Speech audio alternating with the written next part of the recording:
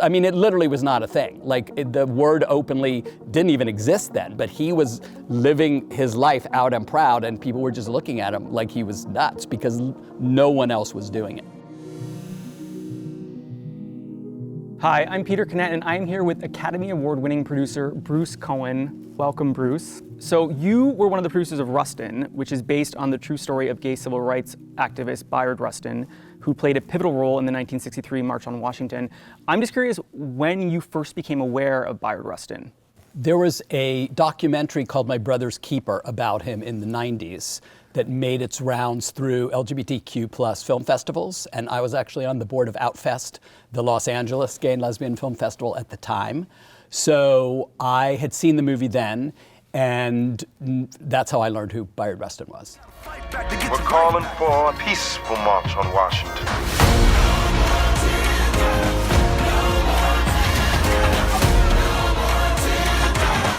We are committed to the cause of altering the trajectory of this country towards freedom.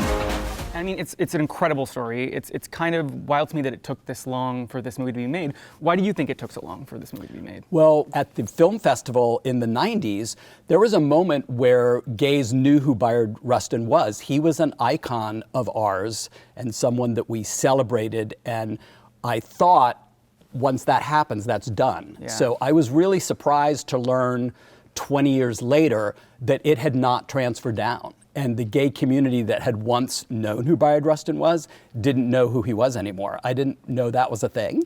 So that just dedicated us even more to the importance of telling the story, because we realized he's going to be lost in history if we don't get his story told, and told soon. Yeah, and he's not anymore. I mean, everyone's going to see this film soon, and a whole new generation of not just LGBTQ people, but everyone will get to know this story, because it is an incredibly important story.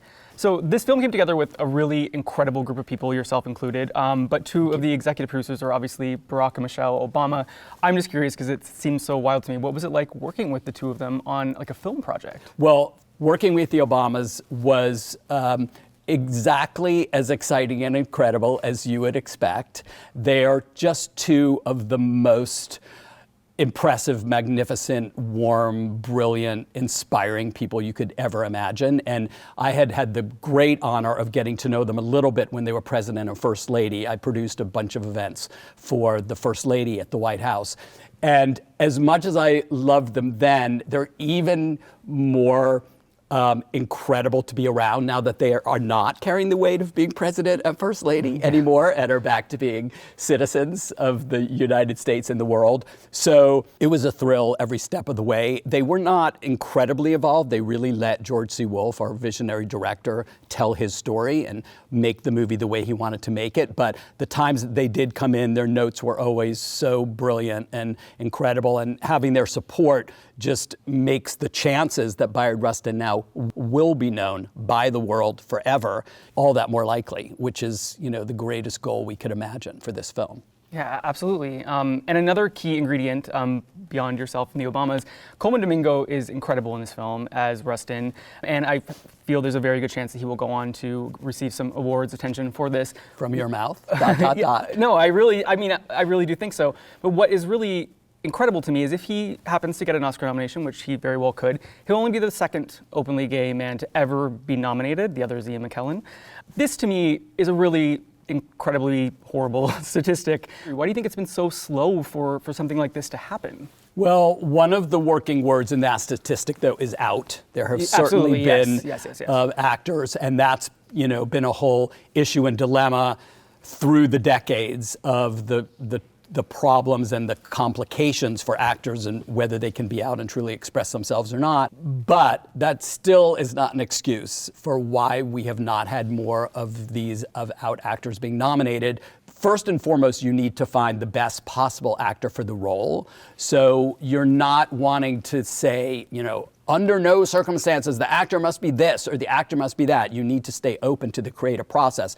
But the hope and dream always was to find an openly gay actor, because Bayard Rustin would roll over in his grave if he was not being portrayed by an openly gay actor, since he was openly gay in 1963, which is insane. Truly. And when all you people out there see the movie, you'll understand how rare and extraordinary that was. And how dangerous it was. And how incredibly dangerous. I mean, it literally was not a thing. Like, the word openly didn't even exist then, but he was living his life out and proud, and people were just looking at him like he was nuts because no one else was doing it.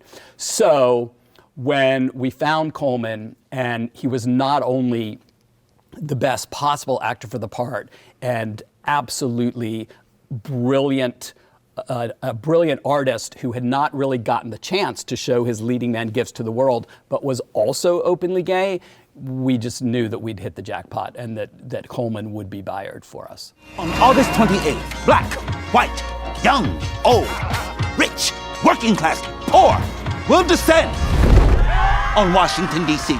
Well, I very much feel that Bayard is not rolling in his grave when he sees this film. And it's also just so nice because, yes, there's a shortage of openly gay actors being nominated at the Oscars, but there's not a shortage of openly gay performances being nominated. Just last year, Brendan Fraser won for The Whale. It's almost every other year. So it's just really nice that we're going into a season with this sort of change of pace in that regard. Absolutely. Couldn't agree more. And speaking of the Oscars, you are no stranger to them. You've won an Oscar for producing American Beauty. You were nominated for producing Milk and Silver Linings Playbook. You produced the Oscars themselves. I read somewhere that you, as a little boy, you'd stay up and watch them, and you called it something like the most glamorous, wonderful thing you'd ever seen.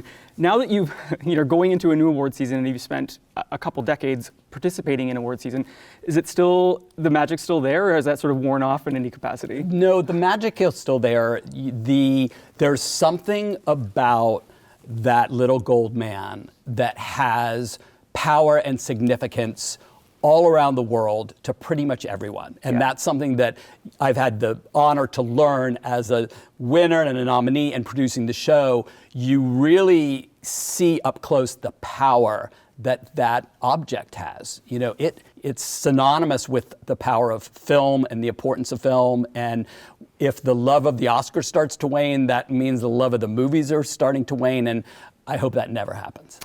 Absolutely agree. I'm also a huge fan. I've been watching them. I think I was 4 when I went downstairs and watched the ceremony where Driving Miss Daisy won, and I was like, Mom, what is this? My last question, you know, say a studio gives you $50 million to make another biopic of an LGBTQ figure, Rustin, Milk, who would be next for you, or even a couple? That's a really great question. A movie I'd most like to see, and she was not LGBT, but Ella Baker, who's this incredible woman activist. She's played by Audra McDonald in the film. She deserves a movie all in and of herself. And spoiler alert, small spoiler alert, if you haven't seen the film yet, is part of the story we tell is how women did not have a part in the March on Washington in any significant way. Yeah. And in fact, Ella Baker did not attend the march because she was so upset about how women were relegated to the back seat. So even at this time where Bayard had managed to hold on to his position of doing all the organizing as an openly gay man, then on the other side, women are almost completely left out of the occasion. So I would be a big fan of an Ella Baker movie. I would too. I mean, let's make an Ella Baker movie and let's cast Audra McDonald, because speaking of people who need an Oscar, Audra McDonald is incredible. I agree. I think once you have 6 Tonys, then you need an Oscar. I mean, and she's spectacular in the film. She's one of my favorite parts of the movie, and a scene that she has with Bayard Rustin where she really lights the fire under him to go and get Martin Luther King Jr. back as a friend after they haven't spoken for a few years is perhaps my favorite moment of the film and most emotional moment. So I just want to thank you so much for being here today, Bruce, and I hope everybody goes out and sees Rustin when it's released in theaters and on Netflix. Thank you. 3, 2, 1.